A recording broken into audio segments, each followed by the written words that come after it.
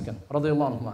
Айтат, мен сахабалар ансарлықтар менен 10-шысы болчум, пайгамбарыбызга кирип калды кызматына, барып ансарлардан бирөө сурап калды: "О Алланын элчиси, ман акясун нас, ва ман ахзамун нас?" Адамдардын эң акылдуусу, эң эстүүсү ким деп пайгамбарыбызга суроо берди.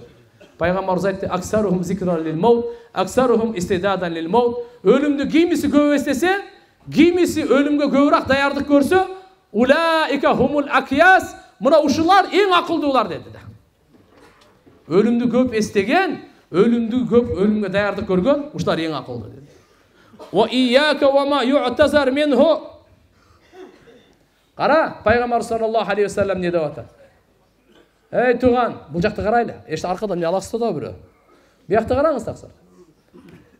Sizce üzür suray turgan nerseden saqtanыңыз deydi. Alğanday, bir işti qılıp koyup, arkasından geçirip suragandan, oşunda işti başından ile qılbayla koyun deydi. Başından ile qılbayın koyun. Vaxtımız qancha var? Ya, жақындап қалды ғой? Урматтуу агай мусулман бир тугандар, сөзүбүздү жыйынтыктап, албетте иншалла пайгамбарыбыздын хадистери бүтпөйт. Имандуу адам жакшы сөзгө тойбойт. Пайгамбарыбыздын хадиси эң жакшы сөз. Имандуу адам акыры бейиште тоет деген. Бирок иншалла отурсак отура берет элек. Бирөөнүн кажети бар, бирөөнүн муктаждыгы бар, намаз бар, эртеге тиричилик бар. Бирок иншалла мен сөзүмдү мындай жыйынтыктап, хуласа кылып, бир иншалла айтып кетейин. Ушул жерде отургандарыбыз баарыбыз биринчиден тооба кылайлы. Жүрөгүбүздөн тооба кылайлы. Тообанын эшиги ачык. Тообада Алла субханаху ва таала баарыбыздын күнөөлөрүбүздү кечирсин. Эмнеден кечирим сурайлы. Ушул күнгө чейин Алла таалага шүгүр кылып жашабагандыктан, Алла тааланы эстеп жашабагандыктан, Алладан кечирим сурап жашабагандыктан мүмкүн кемчилдик бар. Бир аз шүгүр кылгандырбыз. Бир аз эстегендирбиз. Biraz Allah Taala'dan şu tövbe kılgandırımız. Jo Allah Taala'nın kança degen hükmünü atkarыбай koyduk. Kança degen kılva degende kılıp aldık. Bu özünçe tövbe. Jana ümmetkö kançalık biz jakşılık kaladık. Kançalık ümmetkö din jetkizbedik. Jetkizdik. Uşuda kemçildiklerden Allah Taala'dan geçirim suraylı. Barыбыз inşallah bir tövbe kılaylı. Allah subhanahu wa taala ümmetin bardığın tövbe kıldıraylı. Tuğan 5 vakt namaz okubay жүргөнүңүзгө tövbe kılыңыз. Kur'an okubay жүргөнгө tövbe kılыңыз. Zikir kılbaganыңызга tövbe kılыңыз. Allah Taala tыйган нерсени кылып жүргөнүңүзгө tövbe kılыңыз. Başkalardı жакшылыкка чакырбаганыңыз үчүн, жамандыктан кайтарбаганыңыз үчүн tövbe kılыңыз деп башкалар да tövbe кылдыртайлы. Өзүбүз да tövbe кылайлы. Үй бүлөбүз менен tövbe кылайлы. Күн сайын tövbe кылайлы. Astagfirullah ve atubu ileyh. Peygamberimiz aytқан, men bir günde ey adamlar tövbe kılgıla Allah Taala'dan. Men bir günde 100 jolu tövbe kılamın деген. Biz de inşallah gündüz dağı, tündösü dağı tövbe menen kozda olsun. Tövbe menen zıynattaylı. Tünübüzü dağı, gündüzübüzü dağı. Maylum inşallah. İkincisi inşallah şükür menen yaşaylı. Bizim yaşamımızda tövbe, bizim yaşamımızda şükür olsun. Bizim yaşamımızda şükür olsun tuğandar. Allah Taala'nın bergenine şükür kılsak göbeytip bere veret. Göbeytip bere veret tuğandar.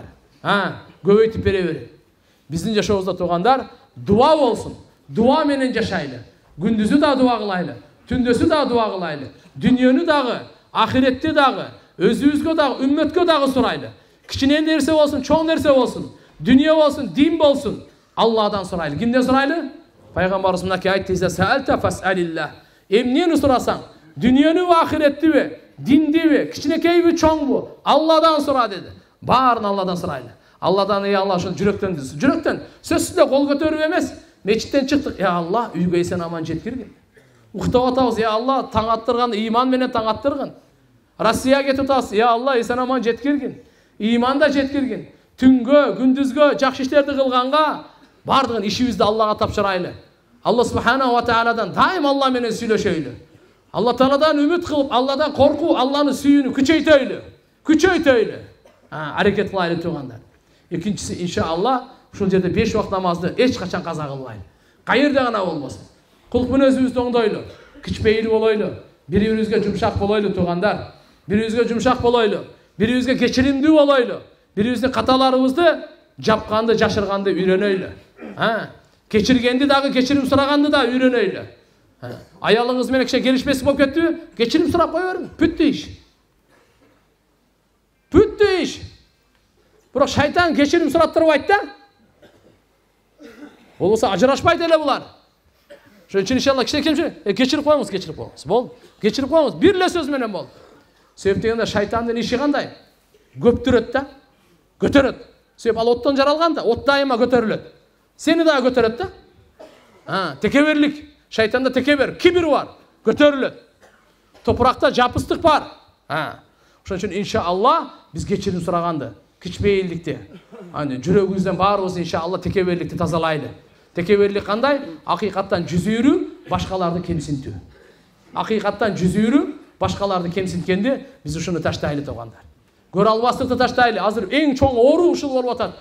Көрө албастык менен аркасынан ушактоо. Ушулардан сактанайлы, тооба кылайлы. Пайгамбарыбыз саллаллаху алейхи ва саллям айткан: "Ияка вал хасад." Силер көрө албастыктан сактангыла. Бул соопторуңарды ушундай жейт, кандай отунду жегендей. Отунду жегендей жейт дейт. Ошон үчүн иншалла булардан сактанайлы. Бири-бирибизге дуа кылайлы, элибизге, журтубузга дуа кылайлы. Бири-бирибизди жакшылыкка чакырайлы. Алланын жолуна чыгайлы. Алла Тааланын жолуна чыгуу касиетти улуу пайгамбарыбыз Мухаммад алейхиссаламдын улуу мээнетинин уландысы. Бул эч кандай жамаат эмес, эч кандай топ эмес. Ким ла илаха иллаллах Мухаммадур Расулулла дедиби? Мойнунда автоматически Алланын бардык өкүмдөрүн, пайгамбарыбыздын бардык сүннөттөрүн билишинче, күчүнүн жетишинче жеткирүү милдеттүү болот тургандар. Ошон үчүн иншалла биз Алла Тааланын жолуна чыгып, сахабалар дин таркаткандай, ааламга адилеттүүлүктү орноткондой, тазалыкты, бир туугандык, ынтымакты орноткондой, Алланын жолуна чыгып, bir айылдан экинчи айылга, bir райондан экинчи район, bir областтан экинчи область, bir республикадан экинчи республика, bir материктен экинчи материкке Алла Тааланын акыркы пайгамбары Мухаммад алейхиссалам уранын көтөрүп, Алла Тааланын атын улуулук, Алла субханаху ли калимат ли такуну калиматуллахи хиял улия, Алланын аты бийик болсун, Алланын аты жаңырсын деп, бардык адамзатка райымдуулук кылайлы.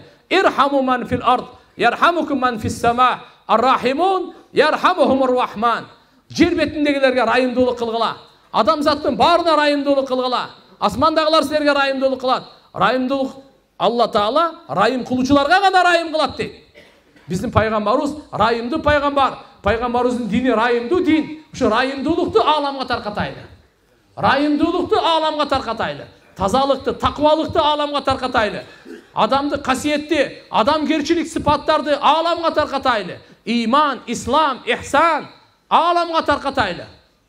Ушул жерден иншалла биз ниет кылайлы. Пайгамбарыбыз саллаллаху алейхи ва саллям сахабалары ниет кылды, ааламга жеткиришти. Бүгүн бизге жеңил эле. Алхамдулилла, эртең менен отурасың кечкурун Америкада.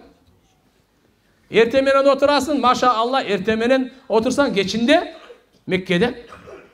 Кайерге кааласаң барасың, алхамдулилла. Ошон үчүн иншалла кайерге гана барбайлы, жакшылык таркатып барайлы. Элге жакшылык пайдалуу болуп жашайлы. Ушуну ниет кылып Алланын жолуна чыгайлы. Чыгабызбы иншалла? Барыбыз бекем ниет кылайлы туугандар. Алла Таалам даваттын берекесин Кыргызстанга берди. Дагы алхамдулилла берип атат. Канча деген жакшы нерсени үйрөнүп атабыз. Канча Кур'ан хадисти үйрөнүп нурланып атабыз. Канча деген ибадатыбыз бекемделип атат. Жаман кылыктарыбыз, адаттарыбыз, пейилдерибиз кетип атат, Кудайга шүгүр. Жакшылыктар келип атат. Улут ынтымагы, уруулардын ынтымагы, улуттардын ынтымагы бекемделип атат. Өзбек кыргыздын достугу, тажик казактын достугу, уйгур дүнгандын достугу, бардык адамзаттын достугу алхамдулилла орноп атат. Себеп дегенде буга бир эч кандай саясат жок, эч кандай бирөөнү айыптоо каралоо жок. Өзүмдү оңдойун, мүмкүн болушунча эл оңолсо деп жеткизейли. Ошон үчүн иншалла канчалык бул мээнетти кылсак, ошончолук Алла Тааланын жардамы биз менен бирге болот. Себеп дегенде бул себеп бул өзүн эле ойлогон жок, өзүнүн эле ахирети эмес, бүткүл адамзаттын ахиретин алдына коюп, бүткүл адамзаттын бейишин алдына коюп мээнет кылып атат.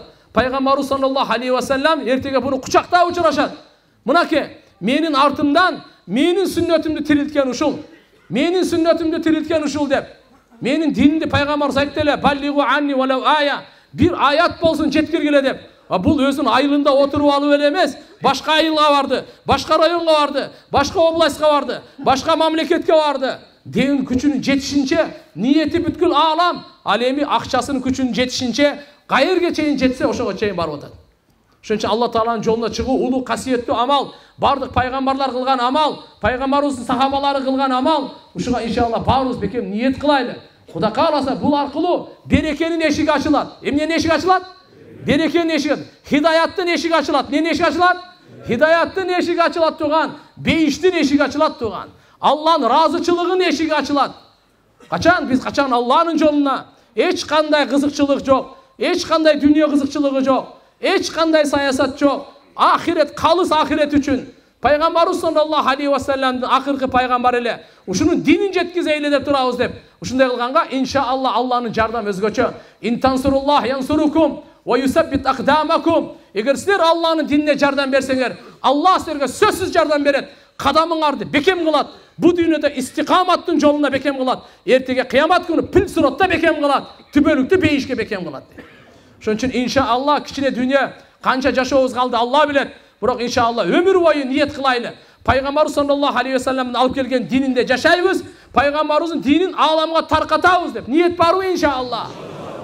Иншаалла. Кудай кааласа эми аалымдардын тартиби пайгамбарыбыздын тартиби эмес, пайгамбарыбыздын тартиби өмүр бою. Некен? Пайгамбарыбыздын тартиби өмүр бою. Бирок биздин ыйманыбыз чыдайбы? Мынакей сахабалар 124 миң азы көп сахабалардын 10 миңи араб жергесинде эле. Имам Малик рахматулла алейхи айтканы Хижазул араб деп коет. 100 миңден ашыгы, 10 эседен көп ашыгы бүткүл ааламда. Буга эмне дейсиз? Бүткүл өмүрлөрү ошактан, кабырлары бүткүл материктен эртеге турат сахабалар. Африкадан, Азиядан, Мала Азиядан, буяк Орто Азиядан, Европадан бүткүл өздөрү каерде туулду эле? Меккеде. Каерде туулду эле? Мединада. Кайсыл жерге чейин кетип атат? Самолет азыркындай машина сашында жок ал. Жөө Алланын жолунда. Ат менен, төө менен Алланын жолунда. Ошон үчүн иншаалла ошондой улуу даражаларга булар жетишти. Жүрөгүндө пайгамбарыбыздын негизи максатын түшүндү. Бул акыркы пайгамбар экен, башка пайгамбар келбейт. Куран акыркы китеп экен, башка китеп түшпөйт. Буну жеткирүү мойнубузда милдет экен деп алар түшүнүшкөн. Аттиң, бүгүн биз ушуга түшүнгөндөн узак болуп калдык. Аллахым бизди баарыбызды кечирсин. Баарыбыз тооба кылайлы, бирок ниет кылайлы. Пайгамбарыбыздын тартиби кандай? Өмүр бою. Өмүр бою ниет барбы иншалла? Ниетке жараша Алла сооп берет. Эртеге кыямат күнү ар бирибизди чакырат. Бергел, ниетиң кандай эле? Мына соопду алып кет. Сенин ниетиң кандай эле? Мына соопду алып кет. Сенин ниетиң кандай эле? Мына соопду алып кет. Ниетке жараша Алла сооп берет. Кыла албасаң дагы ниет кылсаң сооп берет Алла Таала. Эгерде ниетиңде чынчыл болсоң, ошон үчүн иншаалла бүткүл дүйнөгө өмүр бою бир ниет кылабыз. Буну аалымдар тартип кылып, буну азыр көп убакытка чыга албайбыз. Болбоду дегенде 4 айга бир чыгып келейли дагы. Андан кийинки жыл сайын 40 күн, ай сайын 3 күн, күн сайын 2,5 саат киши тартип менен ушул мээнетти жакшы үйрөнүп, өнүктө мындайча айтканда көнүгүп, ушуга иншалла көнүп, табиятыбызга келип, табиятыбызда уяттуулук, такыбалык, ынтымактуулук, ахиреттин пикири пайда болуп, башкаларга жакшылык каалаганды үйрөнүп, ушу менен жашагычакты, альхамдулилlah ыйманыбызды да сактап, дүйнөнүн азгырыгына, шайтандын азгырыгына өтүп кетпей, ушуну түз карманыш үчүн мына тартиптер айтылган. Үйдө бала чакага аяр мамиле кылайлы, жакшы мамиле кылайлы туган, аялды урбаңыз, аялдарды урбаңыз туган, кыздарды урушпаңыз, урбаңыз. Анан көрөк үйдө эле амалды тирилте берсеңиз, бардыгы альхамдулилlah жакшы болот. Мурдагы аалымдар айткан, аялым, кулум, жаныбарларым мага баш ийбей калганда билем дейт. Мен чото Алла Таалага не то иш кылганмын дейин дейт. Ал аялын урбайт экен, кулун урбайт экен, жаныбарын тепкеле урбайт экен, итин, атын, эшегин чапкалабайт экен. Не дейт экен? Күнөөсүн өзүнөн издейт экен. Чото менин Алла Таалага не то иш кылып койдум го, тоң моюнду кылдым. Се пайгамбар саллаллаху алейхи ва саллям айткан эле. Не деген? Аслих байнака ва байналлах, аслахаллаху байнака ва байнаннас. Өзүң менен Алланын ортосуна келишимди, оңдогун мамилени. Алла сен менен адамдардын ортосунда мамилени оңдойт дейт. Кандай болбосун тугандар, альхамдулилlah Алла субханаху ва таала баарыбызга ата эне берген. Аларды сыйлайлы, урматтайлы, кызмат кылайлы, орой сүйлөбөйлү, уф деп айтпайлы. Кандай болгон чакта дагы Алла Таала баарыбызга аманат кылып аял берди. Буларды иншалла акырын динге алып келейли. Үйдө таалим баштайлы, зикирди чогуу кылайлы, дуаны чогуу кылайлы, тахажжудду чогуу окуйлу, чогуу иштейли. Мейли акча тапкыла, бирок чогуу. Аны башка жумушка киргизип, өзүң башка шаарга кетип калып, андай эмес. Өзүбүз иншалла күнөөдөн сактанайлы. Мүмкүн болушунча күнөөдөн сактанайлы. Бала чакага да дин таалимдерин иншалла үйрөтөлү. Аракет кылабызбы иншалла? Алла таалам кабыл кылсын. Бир туугандан балдары үйлөнсө болобу? Туугандар, мен суроолорго жооп берип кете берели, көңүл бурсаңыздар. Бисмиллахир-рахманир-рахим. Бир туугандан балдары үйлөнсө болобу? Бир туугандардын балдары дегенби? Мындай туугандар. Кур'ани Карим бул китеп хидаяттын китеби. Бардык улутка кыямат күнгө чейин келген. Кур'ани Каримде тыюу салган эмес. Арам деп айткан эмес. Никелери адал, бирок кыргыз элибизде урп адатыбызда бул жок. Ошондуктан буну тег эле коесуздар. Бирок эгерде бирөө үйлөнүп ала турган болсо, никеси арам болбойт.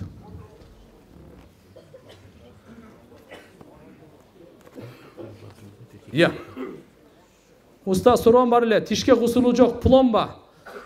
Бастырып алса гусул өтөбү же өтпөйбү? Алла разы болсун. Оозуңузду чайкаган болсо өтө берет болду. Себеп дегенде пломба коюп аткандачы, ошол жерде врач, стоматолог, тишиңизди суу менен чыс деп басты. Ошо жетиштүү. Түшүнүктүбү? Кыжалат болбоңуз. Бир убакта адамдарды танап, тоноп, коркутуп, акча, телефон, алтындарын алганбыз. Ал убакта намаз, дават, дин жок болгон. Алгандарыбызга кыямат күнү кандай жооп беребиз? Ушул суроо өтө ойлондуруп келет. Рахмат. Мүмкүн болушунчачы ошолорго кайтарып бериңиз. Калгандары эми Алла Таалага таштайбыз. Тааныбаган жана башка. Кечирим сурап ошол акмактык кылып койгон экенбиз деп кайтарып бериң. Мен 27 жаштамын. 2 кызым, күйөөм бар. Мен туула элек кезде ата-энем ажырашып кеткен. Апам турмушка чыгып, мен ошол үйдө чоңойгонмун. Суроо, мен азыр өз атам менен катташсам болобу? Же баккан атам капа болобу? Жок. Баккан атаңыздагы, альхамдулилля, ошо кичинекей кезиңизде баккан ага өтө жакшы мамиле кылыңыз, ыраазычылыгыңызды билдириңиз, дайыма баш ийиңиз. Бирок өзүңүз кимдин бел суусунан чыккан болсоңуз, ал менен да жакшы мамиле кылыңыз. Ал дагы кандай болбосун, кыямат күнү ар бир адамдын өзүнүн атасын атап чакырылат. Убагында түшүнбөстүк болду, кандай болуп калды, кетип калды. Мүмкүн азыр сиздин жакшы мамиле кылганыңыздан, даават кылганыңыздан динге келип калар, да жакшы мамиле болуп калар. Бирок баккан атаңызды ал биринчи орунда. Себеп дегенде кичинекей кезиңизден ушунча жыл бакты ал. Дамыла өмүрүңүзгө береке берсин, Аллахым баарыбыздын өмүрүбүзгө береке берсин. Амин. Бул мээнет эмгеги, Алла жолуна чыгуу, пайгамбарыбыз саллаллаху алейхи вассалам бул үммөткө жүктөгөн мажлис бүткөндөн кийин ташкил коюңуз. Ташкил бүтті туугандар. Алла разы болсун. Дааватка каршыларга жооп айтып койсоңуз, даават харам дегендерге дейт. Астагфирулла. Андай дебейт, просто булар сиздин бир пейлиңизге ошону карап туруп харам деп койушу мүмкүн. Атак даават бардык пайгамбарлардын иши, аны ким арам десе Кудай сактасын, имандан чыгып калыш коркунучу бар. Этиятташ керек туугандар. Ошон үчүн мына ислам жаман эмес. Ошо исламды жаманатты көрсөткөн адам жаман, ошону эле айтыңыз. Исламды кудум ушундай эле дааватты жаман көрсөткөн бир дааватчы жаман болушу мүмкүн. Бирок дааватка сөз тийгизбеңиз, этияттаңыз. Кур'ани Каримде Алла субхана өзү даават берет. Валлаху яд'у иля дарис салам. Эгер даават жаман десеңиз, Аллага каршы чыгып калбайсызбы? Кудай сактасын, этиятташ керек, тилди өтө этиятташ керек. Тууган. Анан көрө ошо бир дааватчыны жамандай бериңиз, мейли. Бирок дааватка сиз тийишпеңиз. Бүткүл ааламда ушундай да, бир мусулмандын кемчилдигин көрүп, исламды жаманаттуу кыла берет да. Исламда кемчилдик жок, ошон үчүн айтат. Эй адам, мен мусулманмын. Менин кемчилдигим исламдын кемчилдиги эмес. Ал меники дейт, мына эркек. Мен айыбымды көрсөңүз, мен дааватчымын. Ал мен кемчилдигим. Дааваттын кемчилдиги жок. Мен оңолоюн деп чыгып атам дааватка. Дааватка эмне үчүн чыгабыз? Оңолоюн деп чыгабыз. Алла менен байланыш түзөйүн. Намазымды жандандырайын. Илим алып, арам адалды ажыратайын. Алланын зикиринде алек болоюн. Мүнөзүмдү оңдоюн. Туура менин мүнөзүм эшек пейил, шайтан пейил. Бирок ушуну жоготоюн, ушудан арылайын деген, ушу тазаланайын деген ниетте чыгып атам мен Алланын жолуна. Риякөрлүктөн тазаланайын. Ихластуу болоюн деп чыгып атабыз деп. Демек дааватка чыккан адам оңолуу үчүн чыгат. Эгерде өзү оңолуп аулия болуп кеткен болсо, оңдоо үчүн чыгат. Дагы бир нерсени угуп алыңыз. Ушул жерде отурган адамдар биз экиге бөлүнөбүз. Же динди билебиз, же динди билбейбиз. Динди билбегендер чыксын, билиш үчүн. Билгендер чыксын, билдириш үчүн. Ким билдирет башкаларга анан? Бу жерде отура берсең. Башкаларга ким билдирет? Сиздин мойнуңузда эмеспи? Пайгамбар сизге жүктөгөн эмеспи? Түшүндүңүзбү? Динди үйрөнүү үчүн же үйрөтүш үчүн. Ушу экөөнө бөлүнөбүз да азырчы. Динди билбегендер үйрөнүш үчүн чыксын. Динди билгендер үйрөтүш үчүн чыксын. Калиманы билесизби? Машалла, калиманы жеткириңиз. Намазды билесизби? Жеткириңиз туган. Мына дааваттын негизи максаты. Кет, биздин айылга да убакыт бере аласызбы? Кыргыз ата, Орто мечит, рахмат. Эми азыр убактыбыз кичине жогорак да. Кудай кааласа да бир күндөрү келербиз. Иншалла, эртеге сапарыбыз бар эле. Ошон үчүн кечирим сурайбыз. Башка күндөрү буюрса. Так, не дейт? Сура Сухара, не дейт?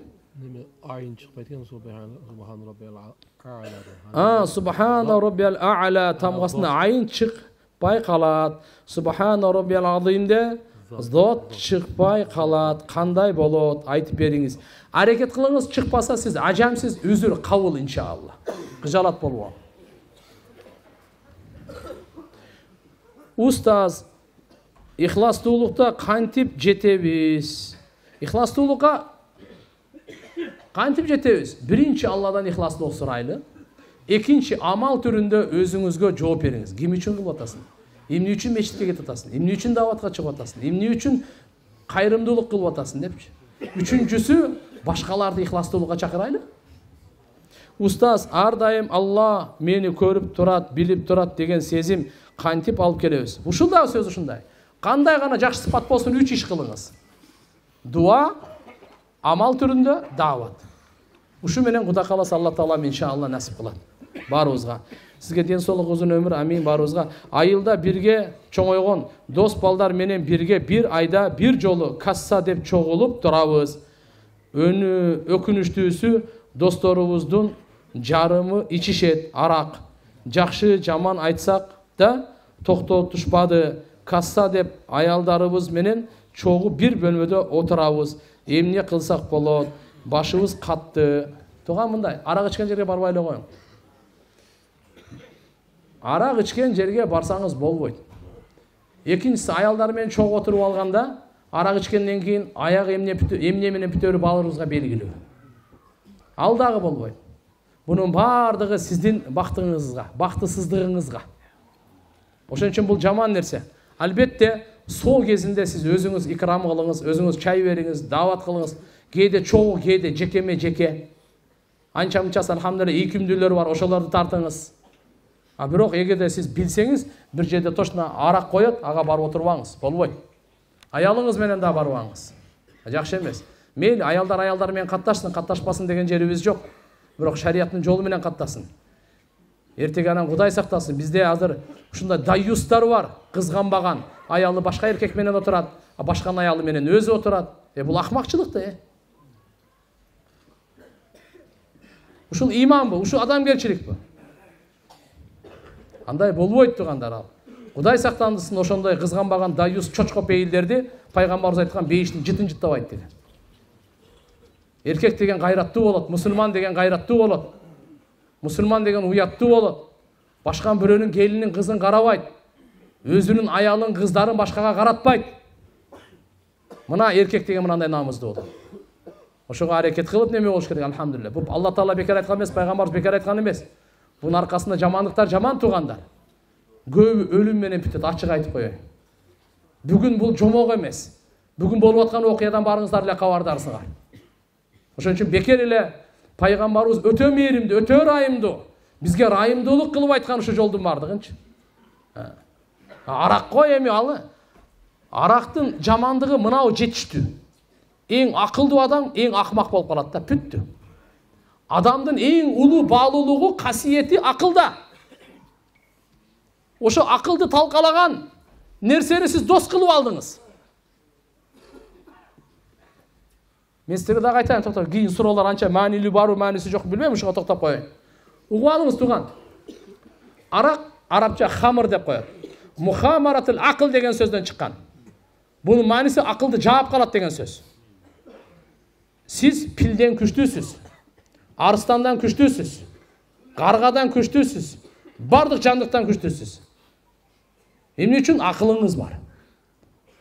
Болбосо алар акылы жок да жарыштырса ага жетпейсиз. Тамак жегенден жетпейсиз. Урушкандан жетпейсиз. Күчтүүлүктөн жетпейсиз. Көп жашагандан жетпейсиз. Суга сүзгөндөн жетпейсиз. Айвандарга жетпейсиз сиз инсан.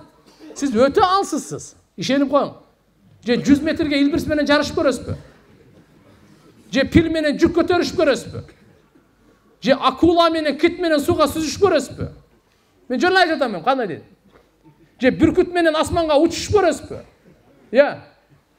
Же чундасарбы мега? Же жылан менен чагышып көрөсүзбү? Крокодилга суу менен бир күрөшүп көрбөйсүзбү? Тууган, инсан совсем алсыз. Бирок инсанда акыл Алла берди, ушуну не кылып койду? Аюну велосипед айдатып койду. Я. Туурабы? Жыланды бийлетип койду. Бул кайсы күч берди муну? Кичинекей эле бала чоң пилди каалаган жака иштеттирип атат. Акыл. Алла эгерде ушул акыл талкаланса, сиз эмнесиз анда? Ошо акылды талкалай турган эмне экен? Арак. Ана ошо аракты дос кылган менен сиз дос болосузбу? Мурунку заманда аулияларга анча-мунча шайтан көрүнүп калчу экен.